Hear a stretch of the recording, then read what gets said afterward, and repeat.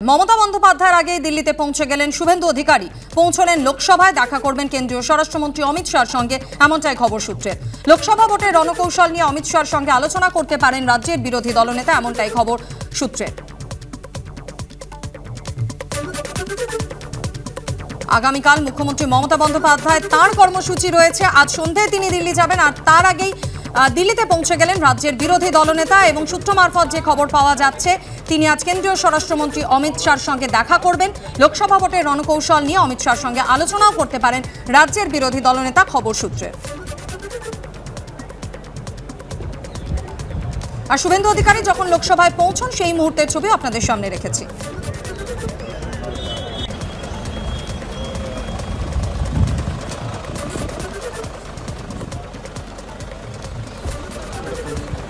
গতকাল রাতেই দিল্লি পৌঁছে যান রাজ্যের বিরোধী দলনেতা শুভেন্দু অধিকারী এবং আজ সকালে তিনি লোকসভায় পৌঁছন। সূত্র মারফত যে খবর পাওয়া যাচ্ছে, তিনি আজ কেন্দ্রীয় স্বরাষ্ট্রমন্ত্রী অমিত শাহর সঙ্গে দেখা করবেন এবং লোকসভা ভোটের রণকৌশল নিয়ে তিনি আলোচনা করতে পারেন, খবর সূত্রের। অন্যদিকে মমতা বন্দ্যোপাধ্যায় তার আগামীকাল কর্মসূচি রয়েছে। আজ সন্ধ্যায় তিনি দিল্লি যাচ্ছেন। আগামীকাল দুপুরে এক দেশ এক ভোট সংক্রান্ত কমিটির বৈঠকে যোগ দেবেন তিনি। প্রাক্তন রাষ্ট্রপতি রামনাথ কোবিন্দের নেতৃত্বে আগামীকাল এক দেশ এক ভোট সংক্রান্ত কমিটির বৈঠক রয়েছে। দিল্লি যাক শুভেন্দু অধিকারী, কাঁচি যাক কিংবা শুভেন্দু অধিকারী ব্যাঙ্গালোরে যাক, তার উপরে বাংলায় বিজেপির যে ভরাডুবি, সেটার নিশ্চয়তা থেকে কোনো একচুলো পরিবর্তন হচ্ছে না। বাংলায় বিজেপির ভরাডুবি নিশ্চিত। এবং বিশেষ করে শুভেন্দু অধিকারীর মতো মানুষজন যখন থেকে ভারতীয় জনতা পার্টির দায়িত্বে এসছে, শুভেন্দু অধিকারী আমাদের জন্য লক্ষ্মী। তার কথা, তার মুখের ভাষা ইত্যাদি সমস্ত রকমের তিনি যত রাজনৈতিক অভিব্যক্তি প্রকাশ করেছেন, তত ভারতীয় জনতা পার্টি রাজনৈতিকভাবে বাংলার মাটিতে খারাপ অবস্থা হয়েছে।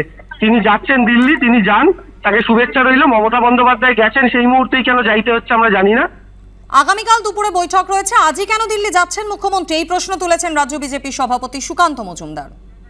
দুটো সময় সেটার জন্য, এবং আপনাদের কি মনে হচ্ছে কি এই কাজের জন্য আসছেন? এবং সেখানে অলরেডি তারা চিঠি লিখে আপত্তি কথা জানিয়ে দিয়েছিলেন তিনি। উনি একজন মুখ্যমন্ত্রী, উনি জানাতেই পারেন, তার সেই অধিকার আছে।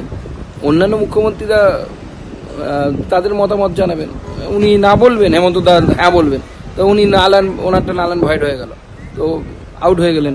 অন্য মুখ্যমন্ত্রীরা যেরকম বলার বলবে, সবার মতামত নিয়ে সিদ্ধান্ত হবে। তবে আগামীকাল মিটিং আছে দুপুর 2টোয়, মুখ্যমন্ত্রী আজকে সন্ধ্যেবেলায় পৌঁছে যাচ্ছেন দিল্লি, এটা চিন্তার বিষয়। আর এই মুহূর্তে সরাসরি শুনে নেব সাংবাদিকদের মুখোমুখি হয়ে কি বলছেন শঙ্কুদেব পণ্ডা। সেখানে 4 জনের পরীক্ষা বাতিল করেছে। এই সব মিলিয়ে এখনো পর্যন্ত আমার কাছে যা তথ্য আছে, ভুল হলে ঠিক করে দেবেন, প্রায় 13 জন মাধ্যমিক পরীক্ষার্থী প্রশ্নপত্র লিক করেছে বলে তাদের পরীক্ষা বাতিল করেছে। তো মাধ্যমিক পর্ষদের মাননীয় সভাপতি, রাজ্যের শিক্ষামন্ত্রী, দুজনের কাছে আমার প্রশ্ন যে এখনো পর্যন্ত এই কেসে একজনও ইনভিজিলেটরকে কেন বহিষ্কার করা হয়নি? একটা পরীক্ষা কেন্দ্রে যখন পরীক্ষা হয় তখন 3 জন ইনভিজিলেটর দায়িত্বে থাকেন, তাহলে রেসপন্সিবিলিটি তাদের বর্তায়। কারণ মোবাইল নিয়ে ছাত্ররা ঢুকলো কি করে, কোশ্চেন পেপার লিক হলো কি করে? কেন ইনভিজিলেটর থেকে যারা পরীক্ষা ব্যবস্থার সঙ্গে যুক্ত আছেন তাদের বিরুদ্ধে কোনো অ্যাকশন হচ্ছে না? তার কারণ এবার আপনাদের স্পষ্ট করছি। দেখুন, মাধ্যমিক পরীক্ষাটা এখন চালাচ্ছে তৃণমূল কংগ্রেস। রাদার আমায় মার্জনা করবেন, আমি তো মুখ্যমন্ত্রীর সমস্ত কথা খুব মন দিয়ে মানি। রাজ্যের মুখ্যমন্ত্রী কিছুদিন আগে কমেন্ট করে বলেছেন যে তৃণমূল কংগ্রেসের সিপিএমের কিছু প্রোডাক্ট ঢুকে পড়েছে যারা নাকি এসব দুর্নীতি করছে।